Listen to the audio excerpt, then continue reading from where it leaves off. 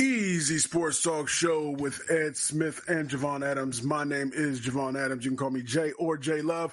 And that man on the other side of me is the one and only Ed Smith. He is an author. He is a motivational speaker. He not only played professional baseball, but he also played in the National Football League for that first Super Bowl bound team for the Atlanta Falcons.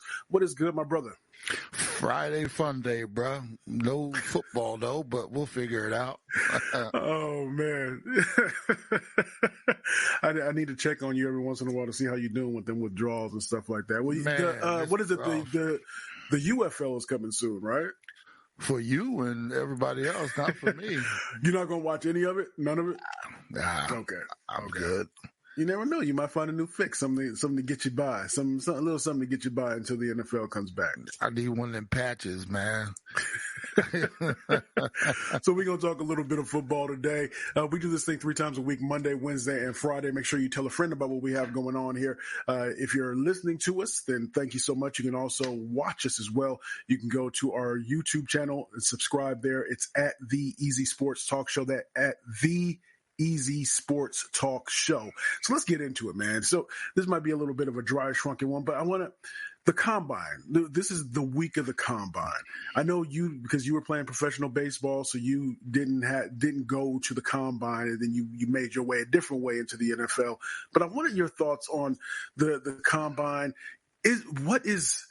How much weight should be given to the combine? Because I mean, there are a lot of different things. Well, I won't say there are a lot of different things. There are I guess, correct me if I'm wrong, but about 3 different things. One, you have the interviews, then you have the physicals, and then you have, of course, the drills and all that stuff. But are they equally weighted to you? Is one worth more than the other? How do you weight the combine? Well, there's some good and bad in most of the stuff that they do. The stuff on the field, I wish they made it more position specific because I don't need to see big offensive linemen running 40-yard dashes. You know, that to me is just. I just don't understand that. Some of the, with the DBs and wide receivers, you want to see them run. I'd rather see the big guys do cone drills for lateral quickness, with their footwork, stuff like that. So some of the drills they do are antiquated. Don't know why they're doing them. But I do, like I said, there's some of them that are necessary. The big thing for me are the physicals are massively important because, through a season, through a career, some of these players can hide things, but, you get the x-rays and even MRIs on certain things and the film doesn't lie, so it's important. You're spending millions of dollars on these players. I think you should have an adequate look at their physicality and, some of them have sustained injuries and I think you should be able to look at those. The interviews are uber important to me as well. I think this is a place where you get an opportunity to talk to some of the players. Now, I think you should use them wisely. Some of the stupid questions that we've heard in the past that they come up with and, it's almost like they're trying to trick some of these players or make them, mad or say something stupid or, there should be upfront questions. I don't need to know if your mother was a prostitute or the rumor was and stuff like that. That's idiocracy, So, within the confines of everything they do, there's some good, there's some bad. They need to revamp it. But I do think it can be used accordingly, The other thing is the big time players are now saying, I'm not coming out to work out. I'll come, interview with you, but I'm not going to go out there because look what I've done on tape. That's the other thing. Because the tape, right? Because you have the tape. So oftentimes you have the workout warriors that get in there and because they can bench press 225, 30 times or whatever it is. And now all of a sudden you start to fall in love with these players. And then, as you said, they try to convince themselves that what they saw on the tape is not as important as what I'm seeing with my own eyes because, as they call it, the underwear Olympics, so to speak. Exactly. And some of these things I marvel at. You watch the guy play for, into his junior year, let's say, 30, 35 games on film and you're watching, you'd rather watch him run a 40-yard dash in underwear rather than look on all this film you have to review. And you know what that is, Jay? That's straight up laziness. A lot of these scouts, and owners and people, they haven't watched these kids for the last 3 years. Now they get them at the combine and, hey, let's look at this rather than true. And there's some coaches are now saying, I'm not even going to the combine. You know what they're doing right now? They're sitting in their offices and locked in the offices watching specific tape of players that they're interested in. That's when you do hard. That's hard work. Now, the lazy thing is get out there with your stopwatch and watching everybody else. Wow, you see him? That's a 4.344 right there. Golly, that's fast. Instead of, and here's the other thing, Jay. When you're running a 4.34 at the combine, you know what you're not doing? You're not running it in equipment. You're not running it against somebody jamming you at the line of scrimmage. You're not running out in inclement weather in grass that might be a little too high rather than on a surface that's perfect, So now you got all these great numbers, but you're not really examining how does this guy get off the line? He's sloppy getting off the line. He's getting jammed all the time. Or this dude, man, nobody can touch him. Even though he doesn't run a 4.2, it looks like he's faster than everybody else out there. But we want to. They want to take the easy and lazy way out with the stopwatches and the cameras and all the angles and this and that, rather than go back and look at hours and hours and hours of film and make your determinations accordingly as to what they actually did on the field. So that's, that they're good and bad from the combines, but I'm telling you, a lot of laziness going on when you want to go out there and critique these athletes in this little bubble rather than doing your homework long term. So again, he's Ed Smith. I'm Javon Adams. This is the Easy Sports Talk Show. All right. Does a quarterback have to be smart in order to be a good quarterback? Because the reason why I ask is because let's say you're coming from a program where it's the play calling or the plays are designed such that it's the XY raggle split or left right split TJ, as opposed to another quarterback that just where they hold up the cards where it's we running Beaver. Okay, Beaver.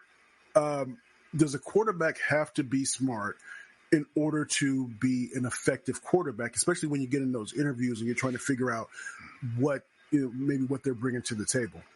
You know the term, Jay, somebody's book smart or street smart, right? Yeah. There's also football smart. You have to have somebody in that position has to be able to process.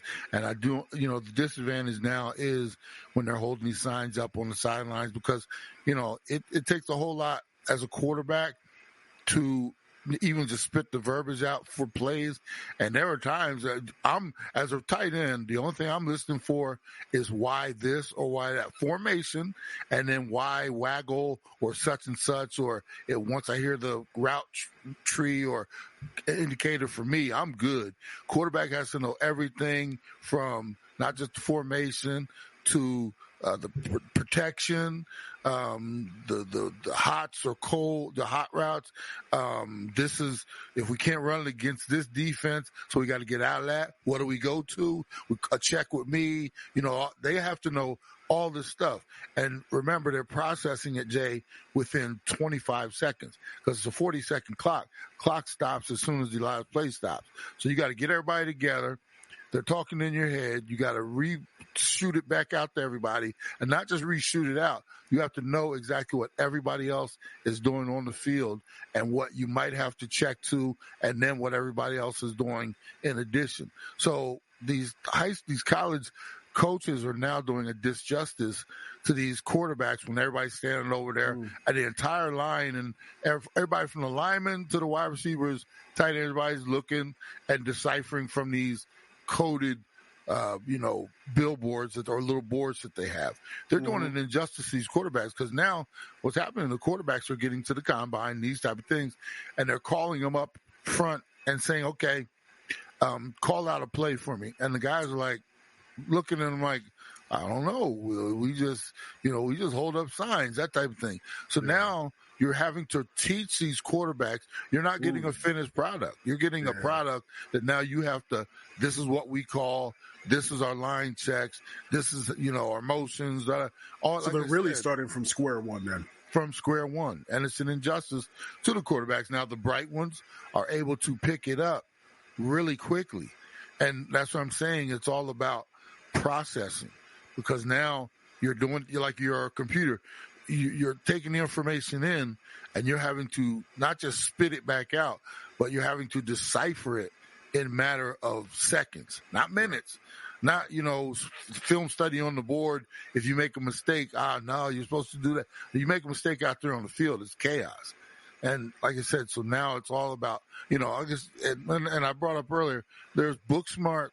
There's people that can read a book and tell you everything within that book and everything about that subject, but they don't have that street smartness. You take them out in the hood and they're fish. Here, fishy, that kind of thing. For a smart quarter, you have to have a combination. You got to be a little book smart because there's a lot of studying, reading, stuff like that. But you also have to be able to go out on the field in the hood and do it as well. And it takes a special guy to do that. You see why some of these guys, it looks like they're out there. And that's why I always talk about, Jay, the game starts to slow down for some of these guys, because now they're hearing it. And that's what, to be honest with you, that's what was so impressive about what C.J. Stroud did this year. He went from a system in Ohio State where they're doing all the boards and every wide receiver is wide open. And he went from that to being able to call plays, get out of plays, direct the line at the line of scrimmage, and then throwing to these small windows. He's processing, man. That stuff, he's throwing guys open. He's getting in and out of stuff. That takes a special guy. And when you see it that early, it's like, dang, that's why that's so impressive. When guys usually takes them a couple of years or so. Mahomes had the benefit of sitting for a year and watching behind Alex Smith. And he played the very last game of that rookie season, and that was probably invaluable for him. But do they have to be smart? Yes. Do they have to be book smart? No, but they got to have that street smart, football smart as well. Easy Sports Talk Show with Ed Smith and Javon Adams. He's Ed Smith. I'm Javon Adams. So you mentioned it just a second ago, and I want to take it back before we head out of here, that some coaches are not even going to the combine because they're doing what is probably a better play. I mean, you mentioned the most valuable thing is probably the interviews, but they're looking at the tape. A position that is becoming devalued that we've talked about before, and there's been conversation about it, is the running back, because we can get all kinds of running back. If you had to say, what is the most underappreciated part of a running back? I know what's in my mind, but I'll throw it out there. You tell me whatever you think about it. Is the ability to pick up the blitz, to be able to, because I remember when, what was it? What was my man? Ezekiel Elliott, when he came out, that was one of the things that they mentioned, that he can really pick up the blitz, because otherwise, if you can't, how many times have you seen a play where a quarterback is where the rusher's coming in and the running back either just runs right by, has no clue, and he has no sense of awareness, or he tries to pick up the blitz and he just gets demolished. But what is an undervalued skill set for a running back when you're looking at film that maybe an interview can't really, or the Underwear Olympics can't really tell you about? Well, no, you hit it right on the head. It's being able to recognize and then execute, protecting your quarterback and picking stuff up and knowing when you might even be the hot route and stuff like that. The glory part of being a running back is toting the rock, and everybody wants to do that. But do you want to do the dirty work, meaning stick your nose in there when you got linebackers and DBs running free at your quarterback? And, a lot of guys recognize it, but do they want to stick their neck in there, stick their head in there? Nah, you see the Olays all the time, or the fake chop block, and dudes just run right by them, and as they're running by, they're looking like, see ya, bye, and your quarterback ends up scrambling for his life or taking those hits that they shouldn't be taking, So, yeah, that's the biggest thing. Like, everybody there, we got a lot of great runners, but can you keep yourself on the field? You talk about the 3-down back now, and there's a reason why some guys aren't 3-down backs, because first down, when we might be running the ball, yeah, you're great. We get the 2nd and longs or 3rd and longs, and it's a cross between us having to throw the ball and having, the defense throwing extra stuff at us. Are you going to be in there to recognize it and then execute, throwing your body around in there, So to me, that's huge. And, I would say that is the number one thing. All right. So we do this again 3 times a week, Monday, Wednesday, Friday. If you're talking about we're talking about the way of the draft, the interviews, don't get caught up by somebody coming in there and being able to put up all kinds. You saw the film.